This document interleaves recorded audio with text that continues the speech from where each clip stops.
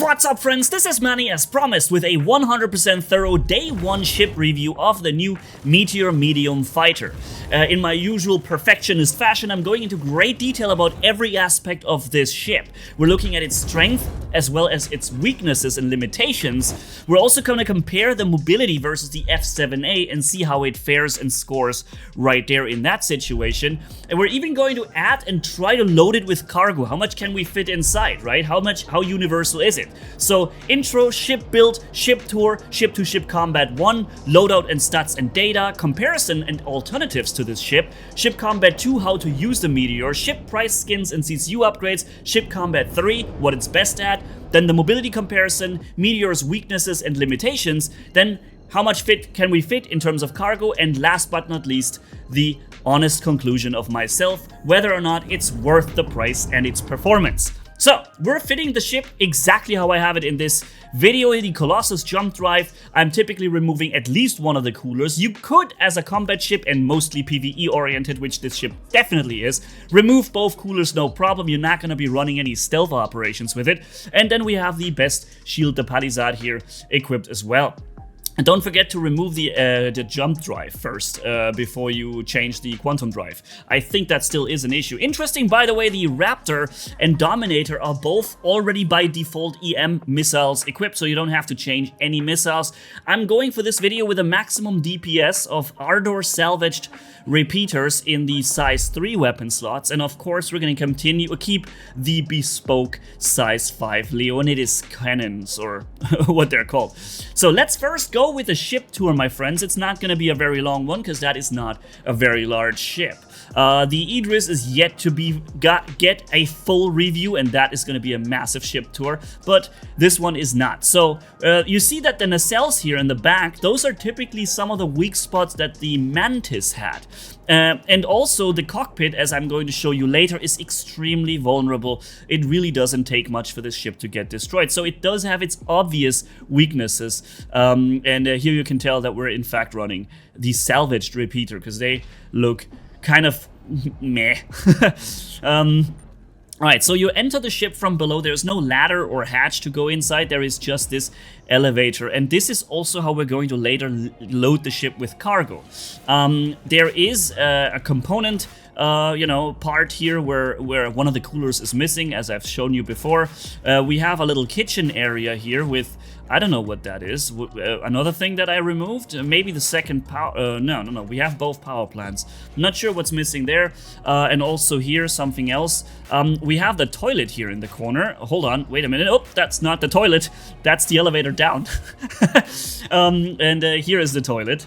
Yeah, and then there is a bed and the rest of the components. While I'm showing the rest of you of this, please be aware, ladies and gents, I've been spending the last 7 hours recording and cutting everything together. When I make a review about a ship, I want to be as thorough as possible and make it absolutely perfect. Cover every possible aspect that you might want to know.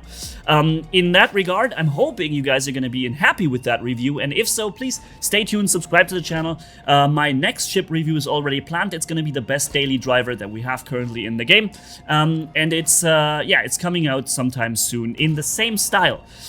So that's basically the ship tour. There's one more button that I have to show you. It's up here hidden in the cockpit area.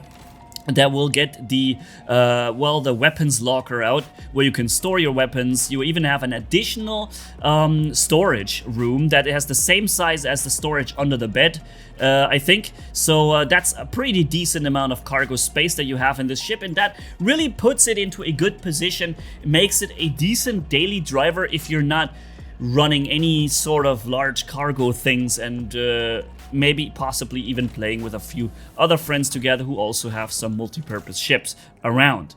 As a single solo daily driver, for me, those are different ships. But it could really be a good all-round solution, at least for PvE. And why PvE only? We're going to speak about this a little later in the stats and numbers part of the game. The visibility in the cockpit is pretty good, although I wish the seat would move forward a little bit. Imagine what mobility you would get if the seat would actually move a little forward into that triangle of glass. The ship's design is insanely impressive. It looks amazing. From flying from behind, sometimes I feel like I'm flying a mini Enterprise, and also I feel the influence of the Polaris and RSI here for sure. If you build a ship like I did and removed one of the coolers, then you have a lot of power points left over to power full weapons and shields and still have one of the power points for the engines. If you remove both coolers, you're going to be having even more points available. You might actually be able to power all of those components by 100%. We're firing the Leonidas, I need to look up that name if I say that correctly, heavy size 5 bespoke ballistic cannons. And they do fire, in fact, how I thought, a double shot. So you press the button once and it fires. And one of the problems that I encountered while flying this ship, what you also will encounter, by the way, size 4 missile rack down here. Also, I would suggest changing that, more about this later. But one problem that I encounter when firing weapons with this ship is that the bespoke projectile cannons will not continuously fire when you hold the fire button down. You have to constantly add another input for firing to make them fire again. So if you think you can just hold the button down and fire your 6 weapons continuously, that only goes for your attritions. And the bespoke cannons, they will only fire per extra click command, okay?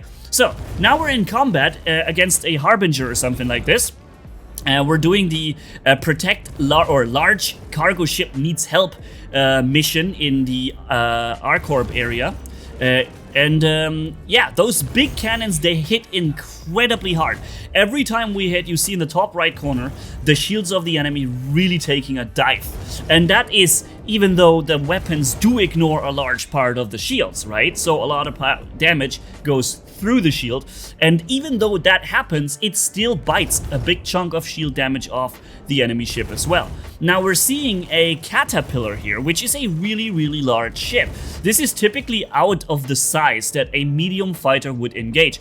I'm not saying a medium fighter can't destroy a caterpillar, but it's not really its favorite target, right? That's because it just takes a really long time normally for that kind of ship to get destroyed by a medium fighter. Not in this case. The Meteor is exactly that kind of thing that can punch over its weight class by a lot, okay? I'm not exactly sure what DPS we're running because both sides, the performance ship page as well as the DPS calc, are giving me 2 different DPS numbers. So it's a little difficult for me to know exactly what the real DPS is, but I'm going with the higher one because I don't think this is only 4,500 DPS. I'm pretty sure we're talking somewhere near 7,000. In that specific combo with the Ardor salvaged repeater, which is the highest laser firepower you can add to the game. By the way, I'm also planning to make another ship, not a review, but a combat video about this ship going full ballistics. So full deadbolt and size 5 Leonidas projectile cannons, completely going projectile. Let's see how well that works and if we are still going to be having enough ammo to complete a mission. But the guide is already so long here with all these aspects I want to cover that I thought maybe we're going to put this into a separate video. All right. Okay, so that is combat number 1. Altogether, I'm showing you 3 or 4 different combat scenarios. A little bonus tip for those who often wonder, Manni, why is your pip so large? If you go into Vehicles, Weapons on the Advanced tab, you can scroll down and there's the Gunnery UI magnification toggle. And also, please bind the toggle lead lag pip toggle as well. Okay, so loadout, stats and data. Now you see we are having a 4,300 base DPS on the performance ship viewer, and that goes with the FL33 cannons that are by default mounted and that barely do any damage, okay?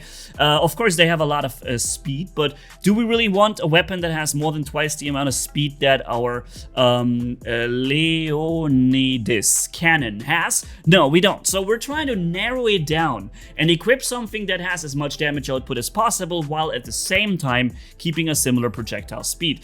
The weapon, the bespoke weapon, fires with 840 meters per second, so that is not very fast. It hits with an alpha of 1600, but it double hits. And I'm not sure if the DPS cal counts the double hit in because it shows a lower DPS. Maybe that's the difference here. But aside from that, we have almost 3,000 meters range, 2,800 something on the ballistics. And you see now we're having 7,140 combined DPS running the bespoke ballistics with the Ardor salvage repeaters, and honestly, to me, the damage output really feels like 7,000 DPS. It feels like running a maxed Corsair build when firing at a Star Runner, for example, which I'm showing you later. And as you can see here on the thing, on the DPS calc, we only reach 4,300 DPS, which I don't think is the case. In any case, we're building the max meta build, the Palisade Shield, the Breton power plant. We are removing all but one cooler, although, again, PvE, remove the full coolers.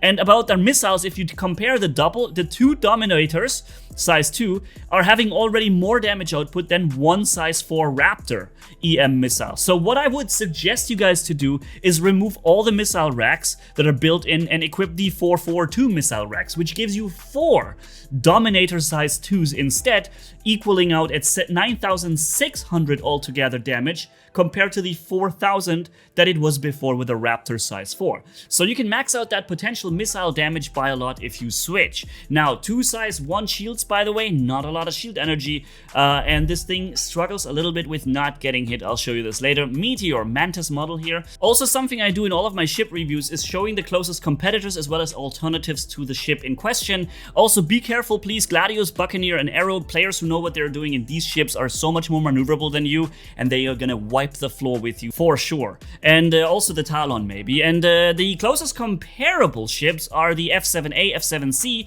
Mark II, and the F7 Ghost. The Saber, of course, with the Saber Comet, and the Glaive are very similar. Santok Eye and Scorpius with a question mark, perhaps, too. And in terms of damage output, the F8C, as well as the Guardian MX, and again, the F7A Mark II with double size 4 and 4 size 3s. Damage output-wise, extremely high, and can be compared to the Meteor, although if you really score every single cannon shot hit, then the Meteor is going to come out on top, which I don't think you're going to do. So we can compare it here. And the middle ones in the middle category are ships you can choose as alternatives. Little trivia, did you know that you don't have to dock anywhere or land anywhere, request a landing permit, or even you get your landing gear out to restock your ammo, repair your ship, and get service, fill up? No, you just hover over any of the landing pads very quickly and very closely, and you get the service and you can fly off without any of that. Just a little info. Anyways, how to use the Meteor. Okay, let's go back into ship combat and show you what I found you want to, or how you want to use the ship. Also, by the way, parking out, super cool when you combine the drift out with turning your engines off. Then you can make that perfect, awesome slide move. So we're in combat now, and I found there's a quick Buccaneer on my butt, and that is one ship that I don't want to even try to hit with my cannons. So I'm just gonna switch over to the laser weapons and save the ammo on the cannons. I'm not gonna hit that. So with unlimited ammo on the attritions, I can definitely destroy that Buccaneer pretty easily, especially in PvE. Again, PvP, whole thing would look different, and a well-piloted Buccaneer would probably easily win this fight, simply because I do not stand any chance of hitting it. Not with the attritions, and also not with the cannons. Against the Vanguard or something like here, or Hoplite or whatever it is, it's easy to hit them, especially in PvE, of course, so why not activate the extra firepower and pump it in, right? But you have to also pay attention to the ammo count of that projectile gun or those cannons. After a mission, I found that I usually use like 1/3 of it. Here spawns, very interesting, a full MSR, Star Runner in front. And I was already on it when it spawned and sit there, so we had the best possible situation to pump all the possible damage output that this ship can do, all those 7,000 DPS in there. And you see, only a few seconds after the full spawn of that ship with full HP, it's already pretty much destroyed, and this shows me that we're literally talking about 7,000 DPS, because with 4,000 or 4.5, you would not have destroyed that Star Runner so quickly. By the way, no loot on that thing, in case you're wondering here in these protect the ship missions, or a large cargo ship needs help. There's nothing to gather, just destroy, and then mission completed. Alright, so boom. It feels pretty good to fire this big, bad, super high damage output. There's an F7A. or sorry, I guess there was an F7A. And then we have this Prowler. Is it a utility or the normal Prowler? Can't tell from here, but yeah, you see we're hitting it with pretty much all our shots. The larger the targets, the more you're going to focus your firepower with all your weapons. And if the targets are small, and especially when they're also far away, then you're probably gonna divide your weapons groups. And also toggle lead and leg pip against larger targets makes it easy to hit where you want. And by the way, don't do that, right? Just a little tip here. Very, very, very good tip on my from my side here. Don't do that. But it gives me a chance to show you the 4-minute 30 seconds claim time. That's quite a lot. That's like a Corsair. And I was right with the price. Remember when you guys asked me in the comments, I said it's about $250 to $280 was my guess. And it sits right there at $260. So really high priced for medium fighter, and those are the skins that are available for the ship as well. They're called Disco Paint, Shimmer, Bolide, and Skypark, something like this. We also, by the way, in case you're wondering, we have a Prospector CCU, a Zeus CL CCU upgrade ready here. The Warbond version, still the one for the Prowler utility still there, and the Mole is also available as a CCU upgrade right now, so in case you're building some chains there, be aware. And of course the Meteor is available too, and the closest ship is the Cutlass Steel, where you only pay $5 and you save $20 on the Warbound deal. So if you had a Cutlass Steel, this would be maybe a good idea to consider upgrading.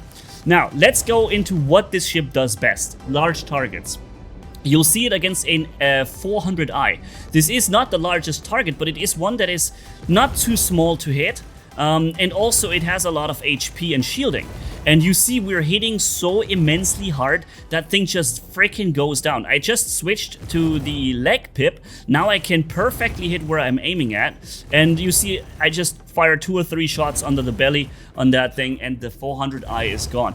Those cannons, they freaking hit like a train. That is really, really good. So if you have a larger target, use the leg pip and you're just gonna destroy the enemy, even if they're larger ships. And those projectiles are going to be dangerous, especially also remember then when capital ship combat is something to talk about, you want to strip enemy capital ships of their modules, turrets, and defenses.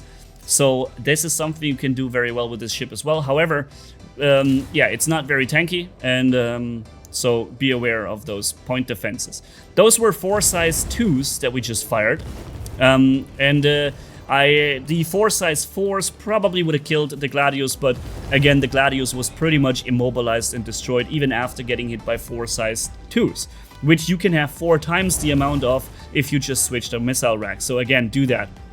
And yeah, we're having, as long as enemies are flying in a predictable pattern, you can of course use your big guns as well. If you do score a hit against a small scythe like this, you're gonna just destroy that thing pretty quickly, okay? But generally I would hold on to the ammo and seek larger targets, because that is what this ship does best.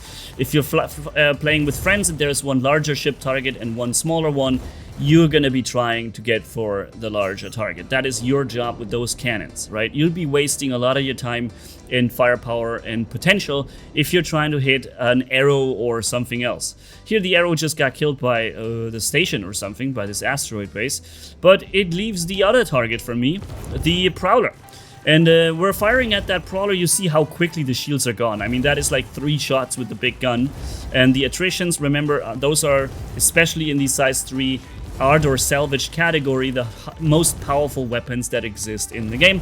And if you have just size 3 attritions, they will perform somewhat similar. It's just, I don't know, what, 10-12% difference between the Ardor salvaged ones and the regular size 3s. Let's compare the mobility F7A versus the Meteor. If you look at the full pitch 360, they're almost the same speed. It's like 1/3 of a second or half a second faster, the F7, and it's even less different on the full 360 yaw turn. They're basically the same speed here, so very interesting. So we're talking similar performance in terms of mobility compared to the F7A, at least when it comes to pitch and yaw. There is not much difference, but remember, this is after the patch now, so the F7A has been nerfed, right?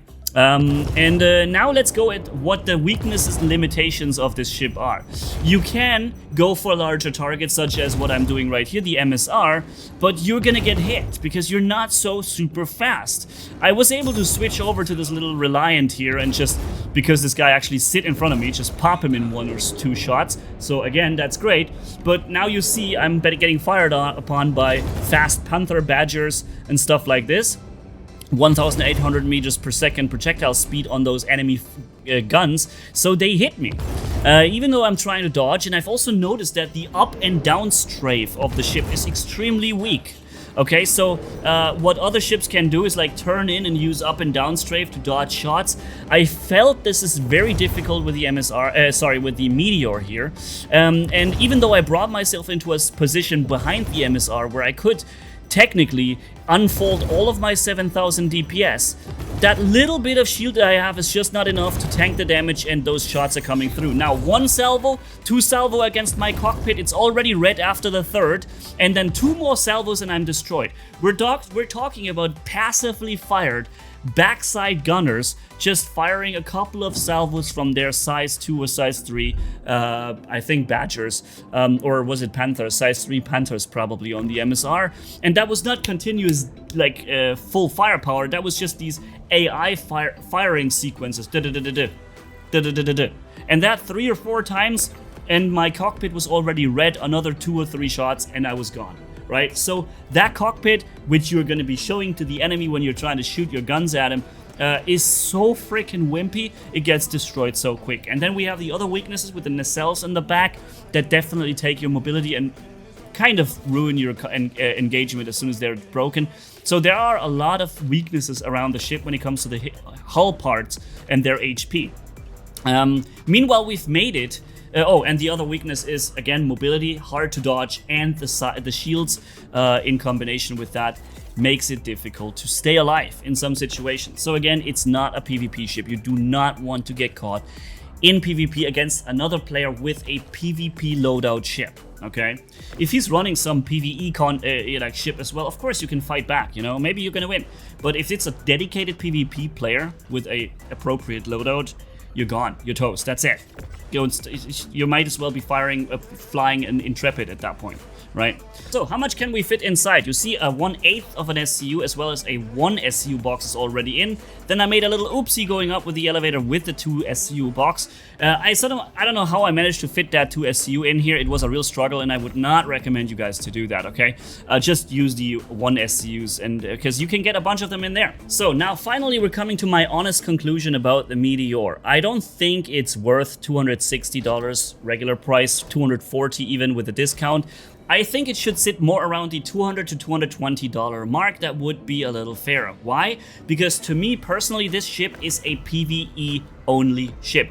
Doesn't mean you can't slap some Panthers on there and fire with faster guns and also hit smaller fighters, but you do have vital HP structural hit point disadvantages on your ship, and you also are lacking some of the mobility, especially up and down strafe from what I've seen, making you very vulnerable. However, on the other side, this ship really shines in PvE. You could fly it as an addition to your buddy's other ships and bring those heavy guns to play, you know, and do the real damage. And also strip capital ships of their components with these heavy projectile cannons. So there are some awesome, nice advantages and pros to the ship, but there are some really heavy disadvantages as well, and that's good. We don't want overpowered all-rounders. We want ships that have specific purposes, that fill that purpose perfectly, but aren't as good in other situations, like for instance in PvP. So for me, PvE only ship, and that alone already makes it a little less expensive in my book. Also, I don't like that we cannot change the gun, the size 5s here. This is for me a big problem, because I really love playing this sandbox universe and fitting ships however I want them to be or feel, you know. But I do understand that argument that some of you will now make and say, hey, that's like complaining that an Ares Ion or Inferno can't have another size 7. It's just what the ship does. And you're right about this. I guess that's just a personal thing for me that makes the ship a little less attractive, and maybe you do or do not care about it. Also, the guns feel great, right? They have nice feedback and damage output, so those are nicely chosen guns. Overall, I would say from what I've tested so far that CIG has nailed it pretty well.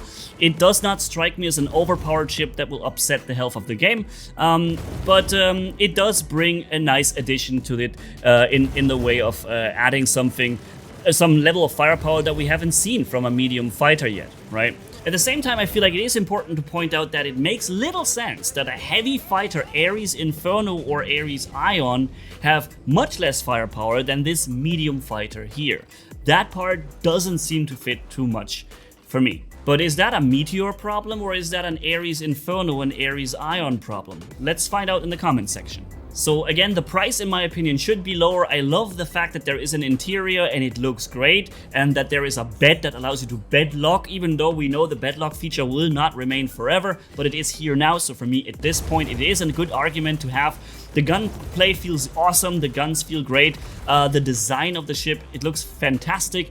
I really think they put a lot of effort into this one. I also like that the ship has weaknesses that are pretty obvious and don't make it overpowered or broken too much. Yeah, there are awesome skins for it, so yeah, I think it's a good addition to the game, but it should be cheaper.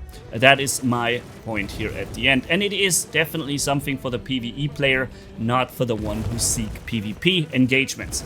Now, that is here the quality of my videos that you can expect for ship reviews. If you enjoyed that, I hope you did, then stay tuned, subscribe, and be there for the next one. Like I said, the next daily driver review is coming up. There are also, I use pinned comments always to update videos, because I can't change the video, but I can't update the pinned comment all the time. So if I forgot something or something has changed, make sure to check out the pinned comment down below, and maybe leave a like and comment down below while you're at it. See you in the next video. Manni signing off, and bye bye, my friends.